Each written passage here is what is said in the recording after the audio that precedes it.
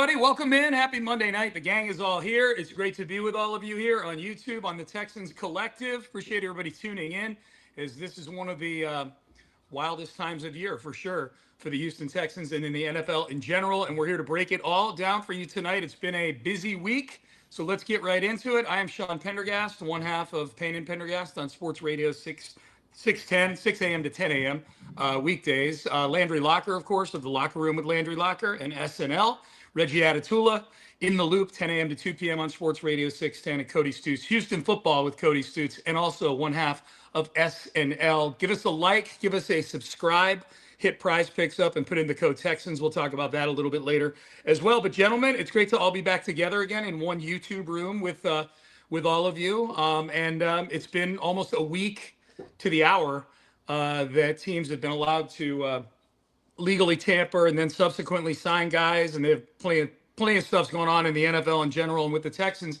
We'll get into the week of moves. I actually want to talk about individual moves, like get kind of a sort of a superlatives, most surprising, most significant, most suspect maybe. But just to start off, I guess in general, with where are we right now with this team in free agency, knowing full well that there's plenty more free agents out there and the draft coming up in April. How do you feel so far about the way that Nick Caserio and his crew have attacked things? I have no problem with it. I think it's been a really good approach. I think they've gotten decent value. They have a lot of flexibility in the draft, which I thought was very important. I think the only pressing need at this point, as far as like just filling out a lineup card, which is the analogy that I've been going with, is left guard. Other than that, you brought back your right guard. Sheldon Rankins is back. And I think you've done some good things. So the approach in free agency is good. I think it leaves open a lot of possibilities for the draft, as well as perhaps a little bit later on in free agency. So I've had no issue, I should say, with the approach that they've taken. Yeah, it's all logical. It all makes sense. It's all reasonable. I mean, if I was to be the person that I truly hope to be, these are the types of moves that I'd want to make to some degree. And I also would have to be honest with myself and say, I don't know how much this changes my feelings about this team at all. Like, I don't know that I have really felt all that different about this team being significantly better than the team that we last saw as of this moment. Of course, there still remains stuff in the offseason, but it's all logical. It all makes sense. If I'm being as honest as I want to be, I'm like, I don't know if this actually changes how I feel about their ability to win as of this moment. To me, it feels like a much more legitimate free agency than a year ago. Year ago, free agency, it felt like they were bringing back guys. It was inexplicable why some of these guys were getting extensions. Like, why was Foley Fatukasi still on the team? Why was Mario Edwards getting a 2-year deal? And then their signings were – it felt like they had 23 starters already in place and they didn't need to do anything with some of those signings. Like, it was Tremont Smith, it's Nick Neiman, it's Justin Watson, it's Darrell Taylors. And this year, like, it feels like, hey, they needed offensive linemen. They kept one off the market by keeping Ed Ingram the day free agency got going. Shortly after free agency, in the second day, they went and got another one. They added another one over the week. Like, it feels like a more legitimate free agency. Now, these players aren't total game changers for the Houston Texans. I feel like it makes the team a little bit better, but it feels like a much more legitimate and real and impressive free agency than a year ago, when we all kind of looked around and were like, I guess that's free agency. Mm-hmm. Yeah, I feel good about it. I would add in they're sitting on really, really good draft capital too to fill some of this stuff, like really good. And we'll see if Nick ends up moving around or moving back or moving up when we get closer to the draft. The Ingram one is interesting just because I feel like if we had signed Ed Ingram from another team, it would feel like they were really out there shopping in free agency. Sometimes the fact that they're bringing back their own guy, it doesn't feel as splashy for some reason. But the fact of the matter is, they're paying Braden Smith 10 to 12 million a year. They're paying Ed Ingram 13 million a year. That's definitely a different aisle than they were shopping in last year in free agency. And there could still be another move coming along the offensive line.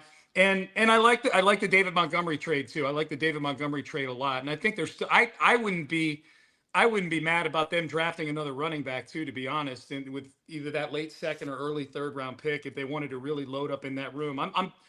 I'm tired of the days where you're just like one injury away from someone really shitty playing at running back. I would be fine with having 3 good running backs. So I'm cool with what they've done so far, with a major caveat that there's still there's still a lot to do left here.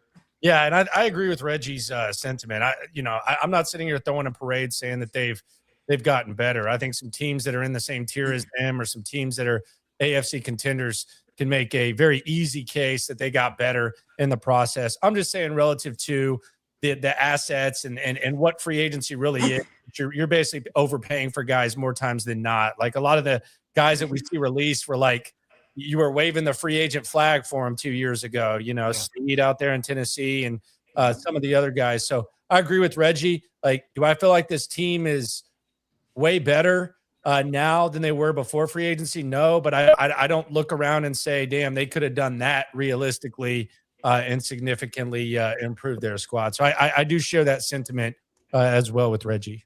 Yeah. And seeing as I came in on probably the lower end of, optimism, I do want to make it clear. I don't know what I would look at in any of the other free agent moves and go, yeah, that's the move that I'd want them to make, right? I looked at the way that the offensive, the big ticket items went, and I was like, ooh, I don't know if I would have paid for that. I don't know if that cost for the difference in whatever you had on your team would have been worthwhile. However, I had to stop, honestly, this afternoon and sit down and go, wait, how much different do I feel about the Texans team that I last saw and the team that I see on paper right now? And it's not that much different. That's just a reality that I have to acknowledge, while also saying I think they handled this about the way that I think that they should.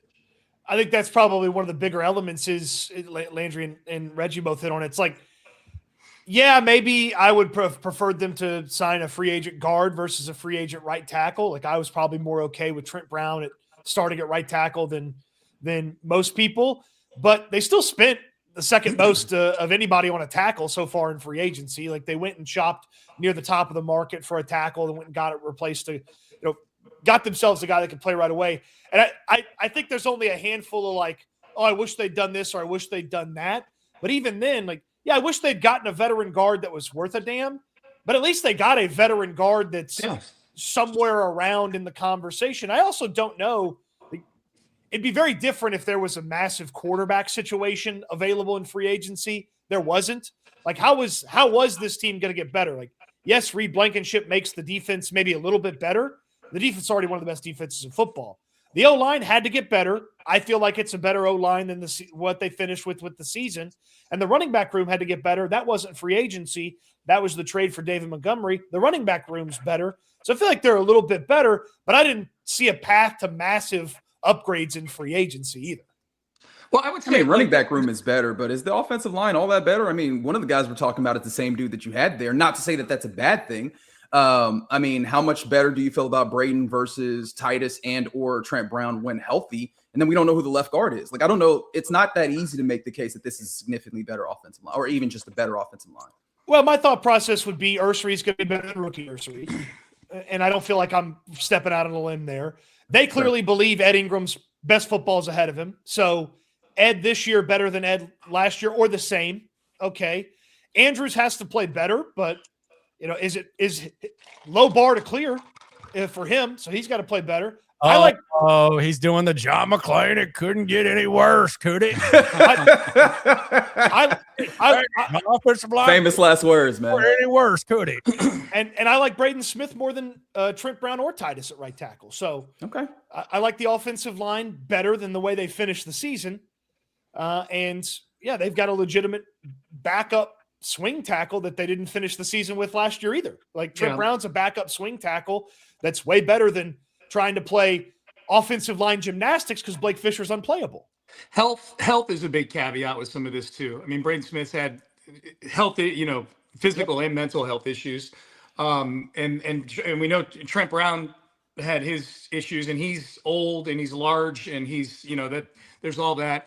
I feel like the biggest thing for me was, okay, D'Amico Nick, but D'Amico for sure. Like D'Amico said, like the first answer to that sit down he had at the combine or wherever it was, where he's like, "Well, we got to improve on the offensive line and running back." He was very clear about that. Like very clear. It was an open-ended question that he took to that place. Not, "Do you need to improve the offensive line?" Yes, we do. Like he took it there, and I feel like generally they've walked the walk.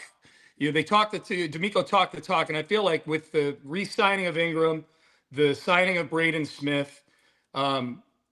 To a lesser extent, bringing Trent Brown back. I don't know what his market really was out there, but he was good for them last year and he wanted to come back and he's back. So that's good. And with the idea that I do think there's at least a couple more moves that are going to be impactful, either a future free agent or certainly there's going to be one or two in the draft that they're going to get. I feel pretty strongly about that. And then the David Montgomery thing to me, it's certainly an upgrade over what they were running out there last year, because I think with David Montgomery, this is something we've talked about on here before, whoever it was they were going to go get at running back. Before it was Montgomery, there was a list of guys we were talking about that it could be Kenneth Walker, who I'm blank. Rico Dowdle, Algier, Etienne. Yeah, baby. Mama call him A-Chan. We call him A-Chan. We call him A-Chan. Yep. So A-Chan Jr. But it ended up being Montgomery. Whoever it was going to be was going to get you that person plus a more suitable role for Woody Marks. And you're almost picking up a player and a half in that case. So I feel that happened with David Montgomery. I'm excited to see what Montgomery can do this season for them. So that was the big thing for me. Like, okay, they at least acknowledged these issues and they talked openly about them. And now I feel like their approach has been addressing that. Yeah. And I mean, I agree with like the Montgomery thing. It's hard not to kind of look at it as a free agent thing, because essentially what they told you was, and we said this a couple of weeks ago, whenever it happened, they basically told you that they like David Montgomery the second most. Like you can look at what they ended up paying for him and you can make a case that they liked him the second most. Look, we could argue 5 different guys, and I don't think there's really a wrong answer if we listed the other guys. They seem to like Montgomery a lot. So I had no problem bringing in Montgomery and kind of splitting the duty with Woody Marks. So we'll see what that does look like. I think the line for David Montgomery, I said this, Sean, I think you replied, I think the line is 2023 Devin Singletary or even 2018 Carlos Hyde and Joe Mixon. I think Carlos Hyde you can probably put in the middle of that. I think if you get that, then I think that it was a good signing and it was a worthwhile signing when it comes to David Montgomery and what he can or cannot do. Yeah, I don't doubt David Montgomery's ability. I'm very excited about him, if for no other reason than his ability and his penchant to get hit pay dirt in the end zone, which was something that they needed desperately.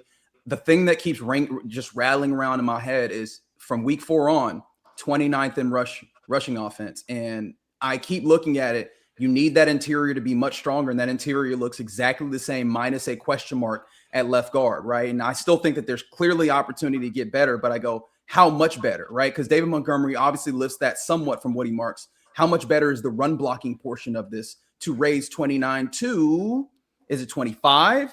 Is it 23? Is it 15? Like, I don't know. And I don't really have a good answer on that. And right now, I think it'd be more of the former numbers than I said than the latter numbers that I said. My argument for that, Reggie, would be that I think the running back can make the offensive line look better. And I think the one thing, like, because we will beat to crap that, Nick Caserio doesn't have credibility on the offensive line. I think whenever you look at them shopping in the D'Amico Ryans Caserio era, shopping near the top of the running back market, they had a pretty good track record. Like, Devin Singletary was better than Dameon Pierce, and he was a big part of why they made the playoffs in 2023. Joe Mixon was a big part of things last year, and he was clearly better than Dameon Pierce. They had to settle for Nick Chubb. But when they've looked at a running back and actually liked a running back, even with poor run blocking, we've seen kind of like the running back make the offense look better. We even saw that with Jawar Jordan this year when they kind of got over themselves with the Nick Chubb, or they were forced to do that. So I will say I agree with you, but I do think the running back can at least make it a little bit better. Am I saying, is it going to be an elite rushing offense? Hopefully I don't go to training camp 3 days in and have the hot take that they're not going to be able to run the ball this year. Hopefully it's a little bit like I can at least tease myself a little bit longer than last year. Did you just inadvertently pat yourself on the back there? I did. I heard it. No, I did, because it was very obvious at camp that was my one big camp take was they're not going to be able to run the ball. Hopefully they like resemble in some way, shape, or form a rushing offense. Yeah, Montgomery's definitely going to help them with the offensive line situation. But yeah, there's still room to. By no means do I want them to take these 12 offensive linemen to camp or however many guys they actually have in the building right now. Like, I definitely would like to see some more bodies, and certainly currently it sets to pick 28 or 38. One of those two selections, I'd love to see that used on an offensive lineman and find somebody who could compete right away and push Jared Patterson back to the depth role, push Evan Brown off the roster, because he's a $3.5 million investment. And then, maybe you draft a center and somebody's ready to compete right away with Jake Andrews. I just like some of the foundational elements of this offensive line compared to a year ago when it's like, I'm really going to watch Cam Robinson for a year. No, I actually am not, because they're going to trade him for next to nothing to the Cleveland Browns because he wasn't very good. So I feel better now than I did a year ago about this offensive line, and they've actually gone out there and done something in free agency that's notable on the offensive line. Well, how much are you guys factoring in Cole Popovich too in the equation here in year two? Right. I mean, in year two, being able to get his hands in the clay, with the guys who are here already, bringing new guy. He's had a chance to get his eyes and probably some input. They trust his input, I would imagine, more now than they did a year ago, right after he just got promoted. So I think that's a significant thing too. Cole, it's King Cole. They trust King Cole. He's got a lot of power over there. But I do find this fascinating because obviously NFL offseason is like part of the gig, and it's fun to talk about. And I think they lay it out perfectly. But like when you do it on a daily basis, especially from say March to May, it's kind of crazy because you almost have to like backpedal, because you go to the combine, you get excited about draft picks, and then you say, well, we don't even know what free agents they are going to sign, so we don't know what the draft is going to look like. And then you sign free agents and you assess your team, but it's like, well, the draft is 2 months away or a month and a half away. So it's hard when you look at the roster right now, because we have no idea. Because at this time last year, we're sitting here saying, damn, Tank Dell's not playing. They only have Nico Collins and Christian Kirk at wide receiver. Neither one of these guys are going to be able to do anything. We don't know. I think we thought Joe Mixon was playing. I'm not sure. This was kind of when the whispers were going. We thought Cam Robinson was going to be the left tackle. So that's the crazy thing about this is it really starts to kind of shape up. But I do think they've given themselves at least flexibility in a lot of areas. I don't remember them going into a draft where you list the top needs and they're not, at least the three of them aren't relatively pressing heading into it. It does feel like there's a little more room to kind of swing for the fences. I will say, going backwards in this conversation a little bit, we talk about the running back elevating the blocking, and admittedly, 2024 offensive line, putrid. 27th in DVOA, rushing wise. Like, it still wasn't all that notable. And that's where they want, like, that is what they want to be the front door of this operation on offense and rushing. That's where my general sentiment comes from. I agree with you guys, and totally. I think that they've done a good job setting a foundation, but that foundation gets you to how good running the football. Even if you bring in a guard, like, even if they do the thing where Nick Caserio goes wild, moves up and goes and gets a Vega Ione, who's throwing dudes out the club at Penn State, right? What is now the level of the offensive line that you're coming with in the run game in total? I don't know, honestly, but that's the thing that is currently sitting with me on this day, you know? And that's where you go, McClain, and you go, well, it can't be any worse.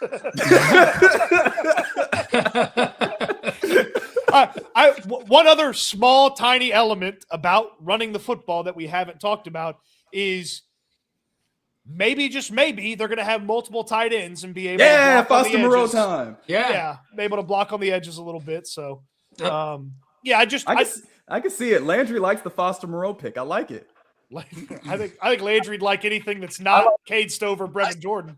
I said that this is the physical for any tight end that they sign, and I still want to draft at least one, maybe two tight ends. This is all you have to do. It's the shortest physical ever for the Texans. You just go like this. Oh, you have a pulse. Okay, you can. You're in. You might be better than Cade Stover, right? You are in on 12 personnel. Yeah. No Dr. Baltimore here. Yeah. I will say with the Foster Moreau, because we might have done a segment that was a little salacious on air, which was, could this be the biggest offensive acquisition of the offseason for them? But the reason why is Foster Moreau, one, like, gives you an opportunity to do 12 personnel, and I don't know how much 12 personnel Nick Caley came in with, and he just had no real opportunity to do any of that. On top of that, the things that Dalton Schultz did last year, a lot of these like leak outs to the flats, sitting down in the middle of the zones, Foster Moreau does that. I wonder how much of that Dalton Schultz was supposed to do and how much of that fell to Dalton Schultz because there was no one else to do it. Does that free Dalton Schultz up to be more of a weapon downfield? I think that those could be really, really interesting things next year. And I think it's really important because with Dalton Schultz, there's kind of a pattern right now where good season, bad season, good season. We don't know what's going to happen. I'll say this. If you don't give Dalton Schultz help at that position, it's going to be a disaster because he was putting his body through so much last year just to be able to play. And a lot of it was because he had to. Like, there was no other option. Cade Stover wasn't there for a while. And then when he was there, he kind of wasn't there when he was. Like, he just didn't really cut it. So they got to help Dalton Schultz out. They invested 2 years in him now. So they've got to help him out. And I'm with you. I would think that Nick Caley wants to run some too tight, but with what they have right now, and I'm even including a healthy Brevin Jordan or Cade Stover, you got to be better than that. You got to be better than that. I'd draft one. If there's one there in the second round that they like, if they like what I say, Jonathan Alexander had him taking Stowers from Vanderbilt in his mock draft today. I love Stowers. Yeah, I know you do. My favorite guy is Roush right now. I would take both of those guys. I think Roush, I think he's a guy that might fall into the slide up to the second round. I really do. He might be tight end too. He's in like the 90th percentile in every single athletic thing. He ran a 4.7 at 265. He's a blocker. The production is interesting. A lot of people will look at that production and kind of yawn at it. It's more catches than George Kittle and Travis Kelce had combined in their whole careers. So it's kind of dangerous to compare tight end stats. But Stanford has been a disaster the last few years. NIL hurt them probably more than anyone. And the kid has been out there. He's been playing. He played in a pro style with Frank Reich. I like Roush and I like Stowers. I like both of those guys. There's a lot of really, really good tight ends. They need. Yeah, that's Sam Roush, Stanford, Eli Stowers, Vanderbilt, for anybody keeping track at home. Yep. All right, so we kind of – I'm just looking at the menu on the left there. I mean, where is the offense now? We've kind of dipped in and out on that with the line and the running backs and whatnot. I do want to circle back to the week, though, because we talked a lot about the free agency moves and David Montgomery. There were other moves made, extensions, re-signings. They let some guys go. They traded Titus Howard, all those things. Which of the moves they've made so far to you guys is the most significant move so far this offseason? I think it's Blankenship, and I know that might sound a little bit silly. Like, if you tell me that Braden Smith's really, really good, then I would say, okay, you got the right tackle. I think he's still going to have to compete with Trent Brown if Trent Brown is healthy. Because if you think they're just going to tell Trent Brown when he's healthy with how much they like him with all he did last year, hey, this guy's starting in front of you, despite that, I think you're mistaken and you don't really have a grasp of what they think of Trent Brown. I think if he's able to do twice as much as he did last year, it's one of the bigger steals. I think Blankenship, to me, I talked about the Singletary Mixon line. For me, the line with Blankenship is 2023 Jimmy Ward when healthy and Blake Cashman. And I know Blake Cashman plays linebacker, but he's the guy who was about the same age. He'd been in the league a few years, played his best football in this defense, and he provided kind of the sideline to sideline element. I think Blankenship and Bullock, it's the best safeties that Rico Ryans has had. He's tried really hard to have two good safeties. They gave Jimmy Ward the extension, and then they gave CJ Gardner-Johnson money and traded for him. He's wanted this for a long time. So I think this defense gets even better. And I think you can almost make a case that right now, if you go through the position groups, I thought about this as a topic later on in the week. I think safety just at the top might be the third best position group that you have now with Blankenship and Bullock. I think it's edge. I think it's corner in either order. And then I think it's safety. Like if you just look at the group as a whole. So I think the rich kind of get richer there. And I think he's going to be a very, very, very good fit with everything they got on defense.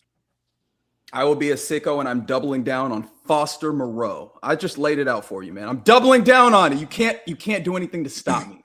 You can't. 12 personnel, baby. Let's get in here. Let's get big. Let's run the football. Let's actually have a threat of throwing the football when we get big. I like it. To the Reed Blankenship thing, I do want to say, though, it is nice to have somebody that simultaneously can play deep, but then also come up.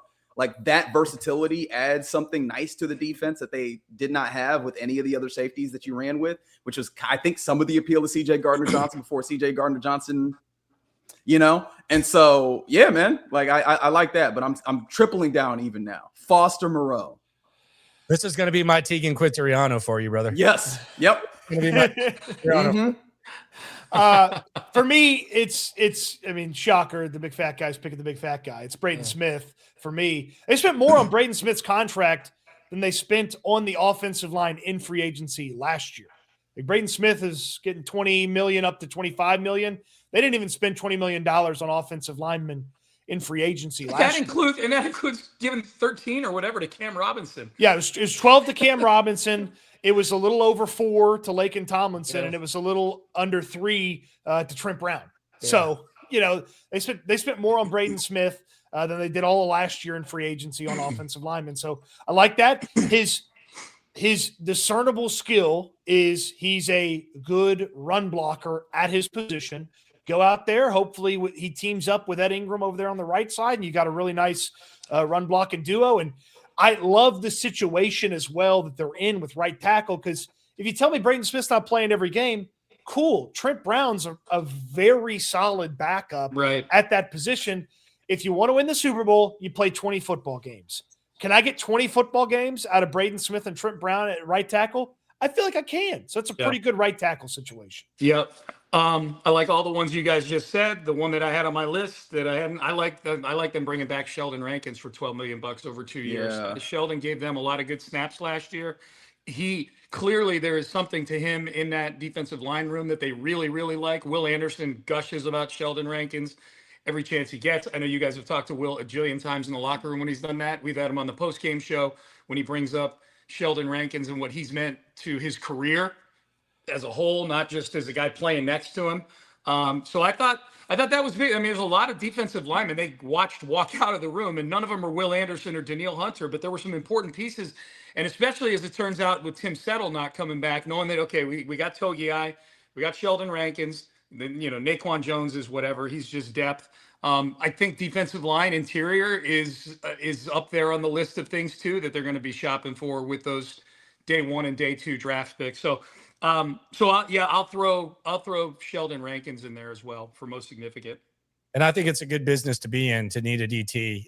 It's not just at 28. And that's the other thing about this that I think needs to be kind of taken into account. Like, if they had traditional draft equity, man, you're picking at 28 and you're picking at whatever, 52, whatever it is. But in this case, you got 28 and 38. Yeah. And I wonder if they approach this like they did in 2023 as kind of a different version, obviously a much lower scale. I wonder if they're having a conversation, much like I imagine they did leading up to that draft, where half the room wants CJ Stroud, half the room wants Will Anderson. You have pick 2, you have pick 12, 10 picks apart. You also have some extra draft equity and extra stuff you can do, and you can kind of approach it that way where you're looking at 2 guys in that 10 range and perhaps trying to get them both. So I think that's the real good thing. And with the way the draft is lined up, to be in the DT and the guard market in that area, there's a lot of appealing possibilities. And they're not necessarily tied down to it because they also have draft equity after that. But I think that's one. It's a good business to be in when you're talking about a guard. I think Pregnon might be there. Maybe not. And then you're talking DT. You're talking about Pregnon out of Oregon, by the way. I also played with Woody Marks at USC.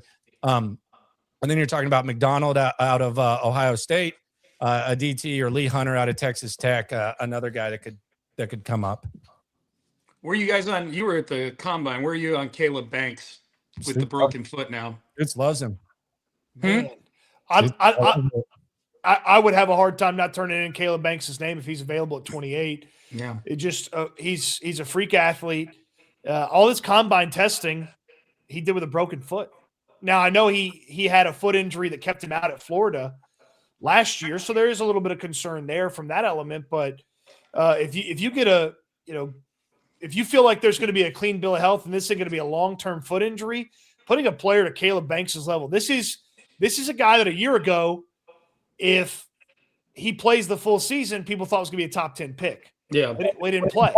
So you're kind of doing a little projecting, but he went out there to the Senior Bowl and he was one of the best players at the Senior Bowl for the 3 days of practice, and went out there at the combine and had a really good combine with a broken foot. And I would have a hard time not turning it in at 28, even with the injury concerns.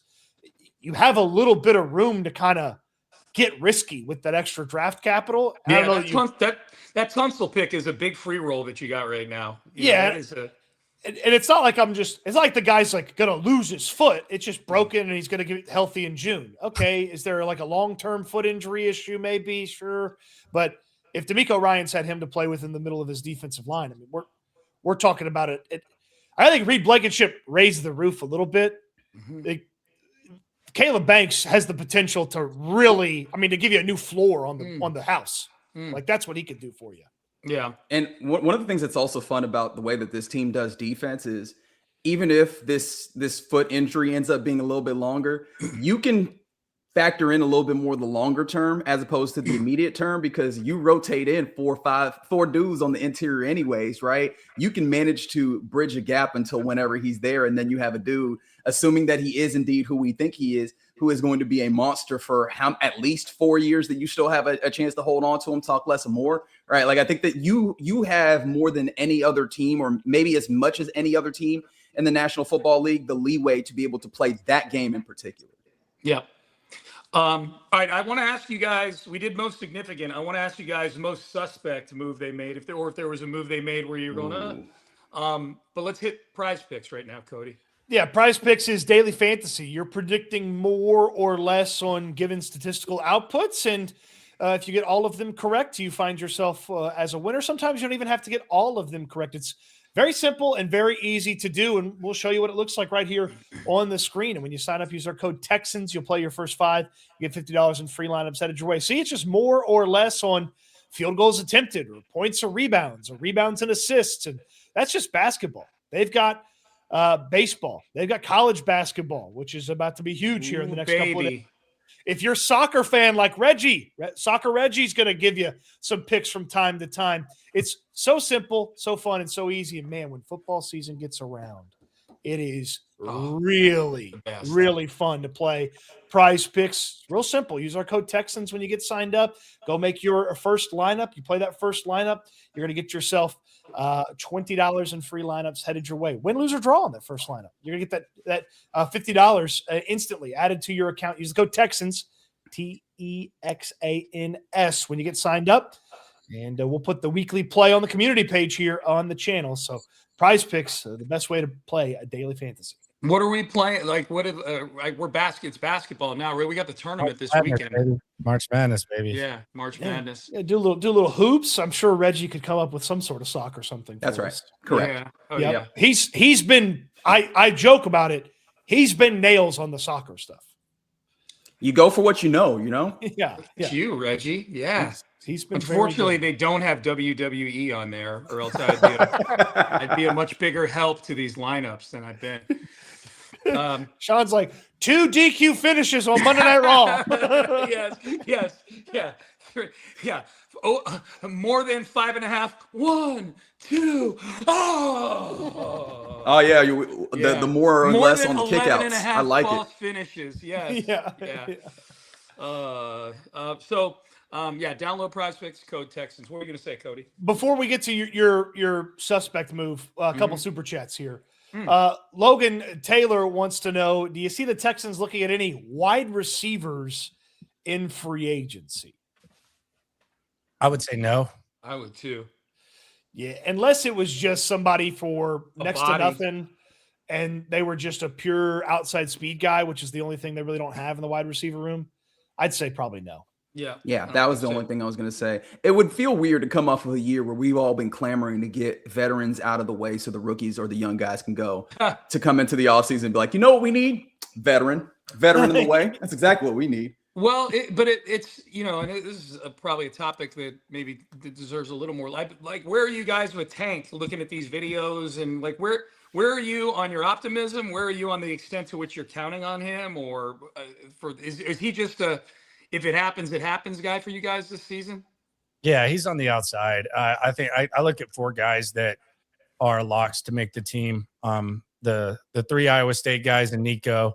And then we'll see what happens with Tank. It's kind of a tough situation. I think it's unfair to expect Tank Dell to come back and be what he was his rookie season. We really didn't see that in year 2, if we're being completely honest, until we got kind of a glimpse of it against Kansas City, and then he got hurt. So you're talking about a guy who's had 2 season-ending injuries out of 2. A guy who really didn't look like himself after coming back from the first season-ending injury, and then a guy who had basically 4 injuries in 1. So I don't expect anything from him. That's just out of respect for everything he's been through. If he just goes out there, competes, I think that's considered success. But I think expecting a lot from Tank Dell, I think it would be a bad look for your second year guys, quite frankly. And I think it's unrealistic for him. Yeah. Honestly, look, I'll drink the Kool-Aid, man. And he was getting in and out of them cuts. And so you know what I'll do? No, I will make him your Reggie. 4th wide receiver, right? Like that's the thing you got to remember. He's healthy. You can basically slot him in as your 4th wide receiver. If you want to get real spicy with it, 3rd wide receiver. But like that's the beauty of it, is that you have a really big wide receiving core with young guys that you're looking at doing things, right? Jaden Higgins already came in and showed himself late in the season. You started seeing those hints, right? Give him an opportunity with another year to have more opportunity. Jalen Noel, we've been waiting to give him the runway to do these things. There's teams that would salivate at the opportunity of having guys with this level of talent get the opportunity. I think that I like what you have as a room, all jokes aside. All right, Cody, break the tie for me, because Landry had me unfriending Tank on Facebook. Reggie's got me moving him up in my top 10 in fantasy rankings. 3rd. Yeah, I think Tank squarely falls into what I call the gravy category. Whatever you get out of him, it's just gravy. It's extra. You don't count on him, don't bet on him, and whatever you get, awesome. If you get one awesome game out of him, cool. If he turns into a big-time piece of the offense, cool. If he can't showcase anything that he previously did, well, that's fine, because you didn't bet on him, you didn't rely on him. So he's in the gravy category for me. Those videos are so tempting, though. He looks so quick in those videos. Hey, he looks his legs look very skinny, though. Yeah, like, they do. Yeah, and I mean that's the other element of Tank that I think that just needs to be. I think it's fair to acknowledge at this point. One of the concerns was the size and how's he going to hold up in the NFL. And you've had, as I mentioned, 2 season-ending injuries, so it's and a gunshot wound. Yep. Throw that in too. Just throw that on the pile. That did happen. That did. It definitely happened. How much are we attributing his size to those injuries, though? Like, this is something that me personally, I always kind of battle with, because I can be a contrarian if you haven't noticed, right? The nature that small guy is always going to get hurt. I think that we do it a little much. And we're talking about what, like knee injury, where all the CLs got blown out. How much of that is like him being small, and how much of that is just getting caught in a freak circumstance that would happen to a lot of dudes in those things with the knee? I get that, but I also wonder, we see guys get rolled up on a lot in games, and we see guys get, their legs. I just wonder, if that was Nico Collins's leg, does the same thing happen? It just, I don't really, I don't know the answer to it. Like, have they just been? And I can't prove the negative, right? Like, that's something that we can't really do here, unfortunately. But I will say this, and this is always how I have to preface these types of conversations. Anyone who's rooting against Tank Dell is going to hell on scholarship. So nobody, I'm putting, I'm just laying out realistic expectations for the young man based on what his body has been through and what's gone on, and just basically what we've seen from him. But there's nobody rooting against Tank Dell. So let's make that very, very clear. Yeah. Do we have more super chats, Cody? Yep. That Fort Worth guy says, with the roster in its current state, do you think it's a good time to trade up in the draft and mortgage the future a little bit, pick up an interior offensive lineman? I would say, even if you really like Venga Ioane, which is the Penn State offensive lineman, I don't know that he's go all the way up to the early teens to get him. Is he as good as is he Tyler Booker? Because that's what they were trying to do last year. I would think he slots in behind Booker if like you smash these two draft classes together. Yeah. He would slot in behind Booker. Okay. I would actually be very interested to see, like, obviously we're not going to see it barring some catastrophic thing happening, where on their board or the distinction in grades between Ione, or however you say his name, I apologize, Pregnon and Basantis, because those all do, like, that's one of the things about draft scouting that I always find interesting is, yes, you create your board, but sometimes like these things where you get into a tier where these guys are all kind of, you like them all somewhat the same. And that difference between where Venga would be versus where Basantis and Pregnon would be might be to a place where you can get one of those to actually get there without having to give up too much capital. Well, Caserio talks so often about when he's moved around, the stacks, how they have, well, if we move back this many picks, is there still a guy in this stack of players that we have? So he talks about that a ton. I'm not saying a trade up would be impossible. I think it would be a poor use of assets to make a big move. Now, if he started to slip down the board a little bit and it's 8 spots instead of 12 or 14 or 15 spots, it's a little bit more doable. I don't really know that there's a ton of like, yep, this guy's falling, got to go get him players in this draft for me. Does anybody else feel strongly about like, I mean, Kenyon Sadiq would be fun, but I don't know that I'm spending a couple of draft picks just to go get him. No, mine was, you guys know what mine was, and this is out the window now, but I remember a time when there were mock drafts that had Jeremiah Love dropping into the teens. I remember those days. That was mine. Like if he had slipped that far, because I felt that strongly about him, that he's that much better at everybody else. And at the time, it was a big position. And I still might be a position in need for the Texans, just not as acute in need as that they have Montgomery now. But that was mine. Then he ain't getting past 5. I saw a segment on Get Up in the studio today, and they're like, yeah, no, that's it. The segment on TV was Jeremiah Love being, I forget how they phrased it, but basically the Titans and Giants are, like the Giants are probably gonna have to move up if they want to get Jeremiah Love, and they both like are enamored with him. So that would have been mine. I don't really have one either, Cody. Like if I'm more ready for Nick to torpedo the draft party again and move back into the second round than I am him to go move up and get somebody. I love that. I mean, you are at 28. You are perfect. And Arizona's the team. He worked with Arizona on the Will Anderson deal. Yeah. Him and Monty Ossenforth, the general manager in Arizona, have known each other for years. Yep. And they are the team that, if you're trying to like put the quarterback with the spot, like Arizona moves up from the top of the second to your pick, and then all of a sudden you're picking 2 guys in the, 6 pick range or whatever that you have right there. Yep. We got any more? Nope, we're good. That was it. All right, so let's get to what we talked about before we did PrizePicks. We've generally been complimentary, I think, of what Nick Caserio has been doing this offseason in this episode. Is there a move that he's made? It can be anything. It doesn't have to be free agency. I mean, they've made a ton of different transactions. Is there anything that you guys see as suspect or you were scratching your head over?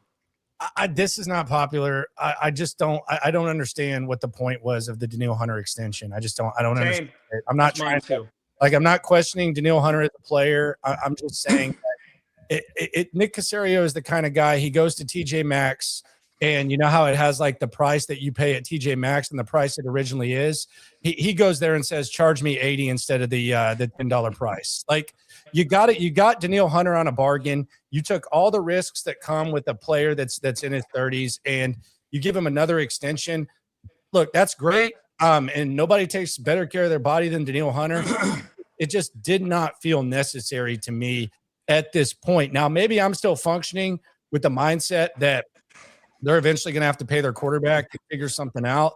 And maybe they're not functioning that way, but it just felt like they're scared to get a bargain with Danielle Hunter. I thought they did a really good job. And if I was Tommy Togiai, I said this a lot of times, I would hold out, quite frankly. Like, you gave me, you if you're going to do that for him, I'm 26 years old.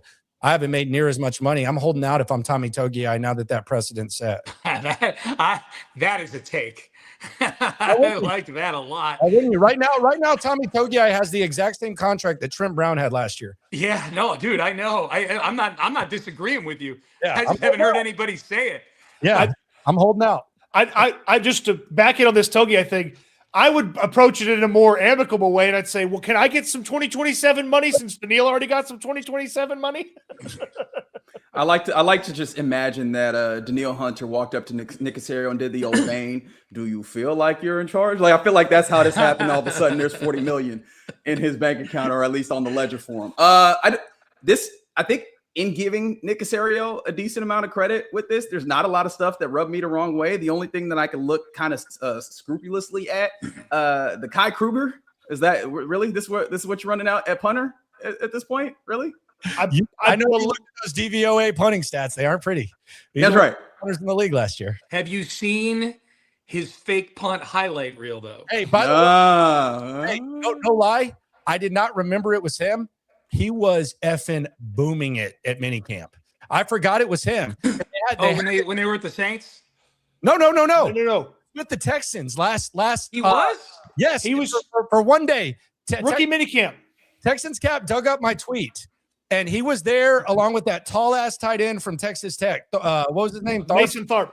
So he was there for Townsend, and he was freaking booming it. Now he had a bad season, but I forgot that was him. But Texans Cap like somehow dug up my tweet and said, "Yeah, you said he was actually booming it." And I was like, "Wait, what?" I was like, "Oh, that was him, the lefty punter." So maybe they just saw that practice, and that's why they liked it so much. But he was absolutely booming it. Maybe they saw that practice. They don't have Sunday ticket. They can't watch any of the games, but they had him. No, they're on the punter rehabilitation. Yeah, they're like, look, man, they don't understand what we know about him. We can get the best out of him. Yeah. Got to save money somewhere. Also, I think officially it's Kroger. Is it Kroger? Okay, so people were telling me it was Kruger. Like, I was wrong here. I just went off the very Kroger. I went and watched a bunch of the broadcast because he had like a 70-something yard punt against Clemson. That okay. Well, then the HEB sponsorship's back on, baby. Let's go. yeah. That'd be good. Even Kroger shops at HEB. Yeah, this is easy. Mine is the Daniil Hunter-esque nature of Dalton Schultz. You did not need to do anything with Dalton Schultz's contract. He plays better when he has a lot to prove. He was really good in his final year with the Cowboys. I say really good. He was pretty good in his final year of the Cowboys. He had 1 year deal with the Texans. He was good. He got the big contract. He sucked in 2024. Yeah. It's essentially a like make or break year in 2025. Wouldn't you know it? Down goes Owen Daniels. Down goes Owen Daniels' franchise record. Yeah. I did not need another year of Dalton Schultz. Not when there were free agent options. Yeah. Not when there's the deepest tight end draft in recent memory coming up. And quite frankly, not when you should have had a tight end on this roster last year that was better than Brevin Jordan and Kate Stover as well. Yeah. So like the Schultz deal and giving him money and making it easy on him. No, it should have been harder on him this year. Yeah. I'll throw Kaimi's contract in there too. That kind of came out of nowhere. Like you're right about Nick sometimes, Landry. Like, yeah, here's $13 million for a Kaimi. I almost feel like that was done just to fuck with the Cowboys with this whole Brandon Aubrey thing. But even that, like that actually doesn't help Brandon Aubrey because Brandon Aubrey reportedly was asking for what, like in the 8 range, something like that. This is still less than that. Yeah. The one case I'll make for Kaimi, because I agree with you, like I don't think you can when kickers just fall off, I think you just have to live with it. Like it's like, okay, he yipped out. Like some kickers can kick into their late 30s, some kind of yip out in their early 30s. Justin Tucker and Mike Vanderjagt are always the examples I use. They were like 33, 34. Obviously, Tucker had a lot of other stuff going on too. But like Daniil Hunter, like you can look at a 33-year-old defensive end and say, okay, this probably isn't going to age as well. And we have Will Anderson. Whenever Kaimi falls off, it will be here. So I can understand that a little bit. But yeah, they're scared of bargains here. Like the Dalton Schultz thing was interesting too. I heard someone say, well, this is a way to reward your players. And I'm like, isn't his reward that they're picking up the 3rd year of his contract after didn't he come into this season say like needing to earn that 3rd year of his contract after what we saw his second season of the previous one? To Cody's point too about Dalton seeming to play well when he's got some contractual pressure on him. he did an interview with Jim Rome this past week and said something that I was like, oh, where he talked about, boy, for the first however many years of my career, I wasn't even sure I was going to make the team or where we were going to play the next year. Talking we, like him and his family, where we were going to be, and then I came to Houston on a 1-year deal, and we didn't know how that was. Boy, and then I got that 3-year deal. I'm exaggerating right now, but that's what the sentiment was. The sentiment was, boy, that took a lot of pressure off today. And they just gave him another year, And that was part of his contract too. Mario said, all right, you also have to go on my Jim Rome show because I love that was written in. You got to go do an interview with Jim. Mm-hmm. I can't wait till Sheldon Rankins goes through the jungle next week. I will say on the Kaimi thing, bro, having a kicker that you could depend on from 50 when you're going to have an offense, or at least you had an offense last year, like the one that you did, kind of needed to make all of this go, though, don't you? Hey, that is fair, but I, dude, we could have done an hour on kicking because I have a lot of Kaimi takes. That is true, but I will say this about Kaimi too. Like on this team, you're right. His value is extremely high, but. And I said this when he signed his last contract. He gets hurt a lot for a kicker. They've had 2 games, even in this awesome stretch.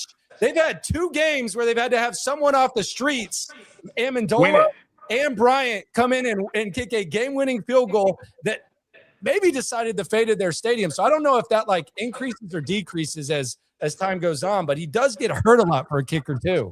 All right, I have a Kaimi take. How important? You didn't expect this many kicker and punter takes, did you? It's not me. I brought up Kaimi, so I may as well follow up on this shit. How important was his 51-yard field goal in the New England game to him getting a contract extension? Oh, he had to prove he could kick in the cold. Fairbairn had to prove. He was kicking for $13 million. Yes, prove it.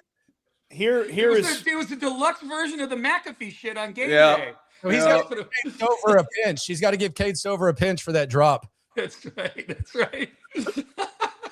Chip him off some. Yes. Here's where I land on Kaimi.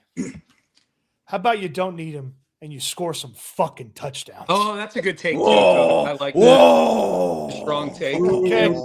That's where I land on Kaimi. How about he sits his ass on the bench and on the fucking scoreboard? Yeah. Ball player, get him, Cody. Get him.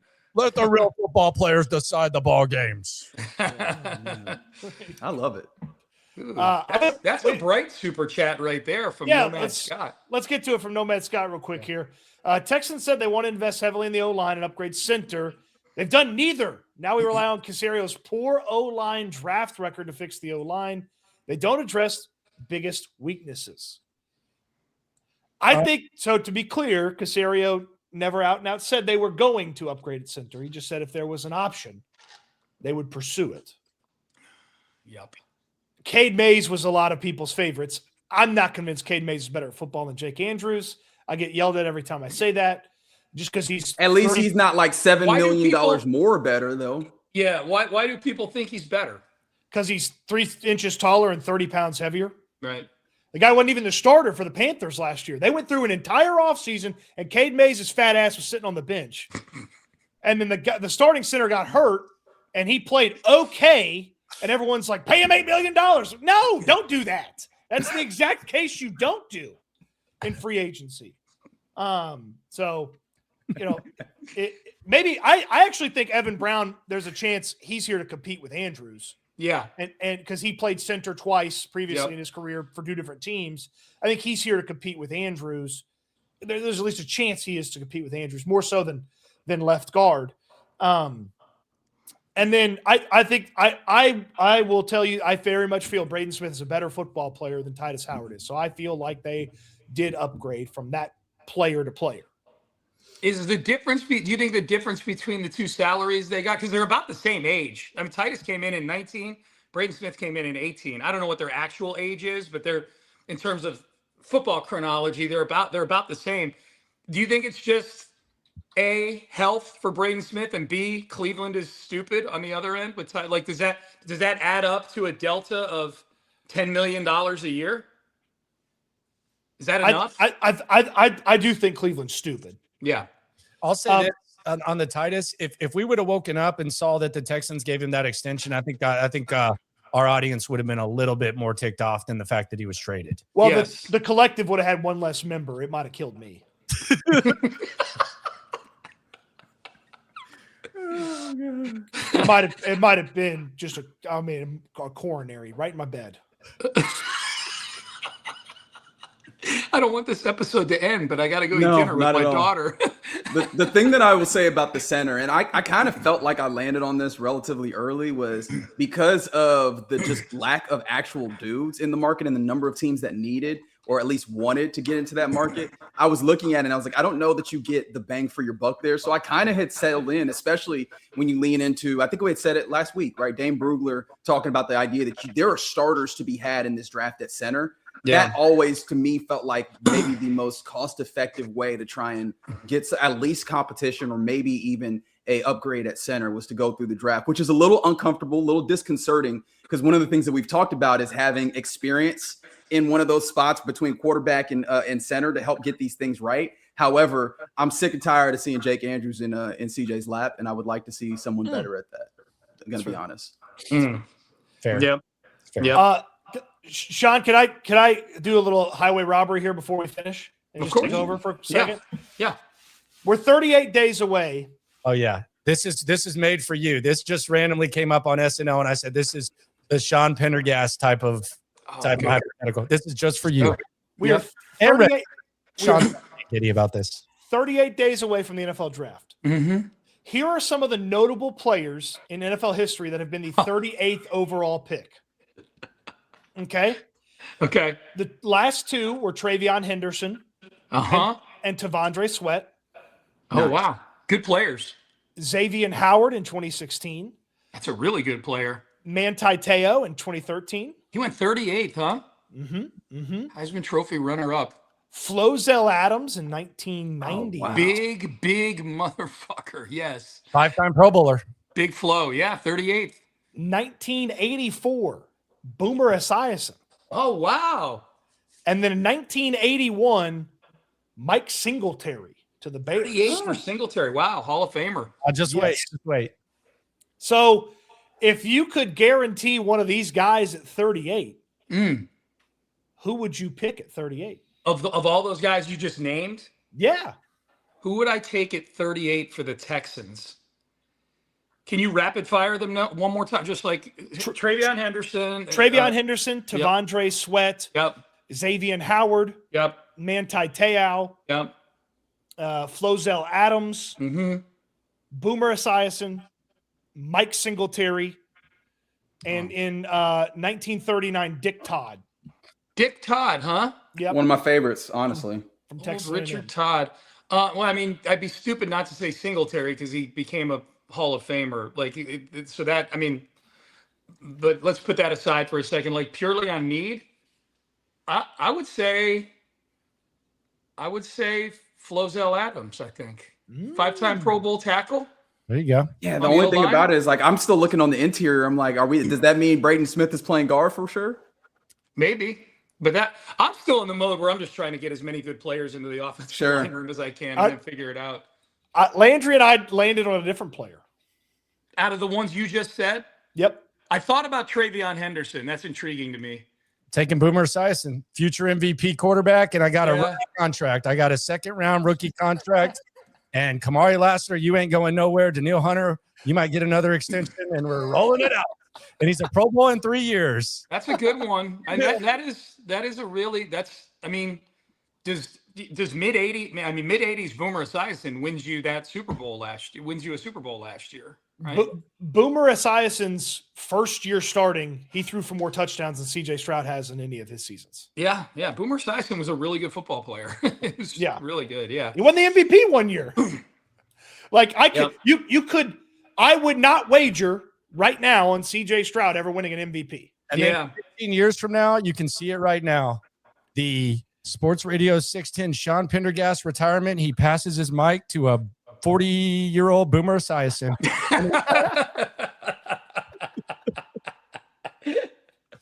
Oh, shit. How does that funny. affect current day? Do I have to hear fewer of the sports minutes from Boomer? Yeah, there's no more He boomers. doesn't do them anymore. Okay.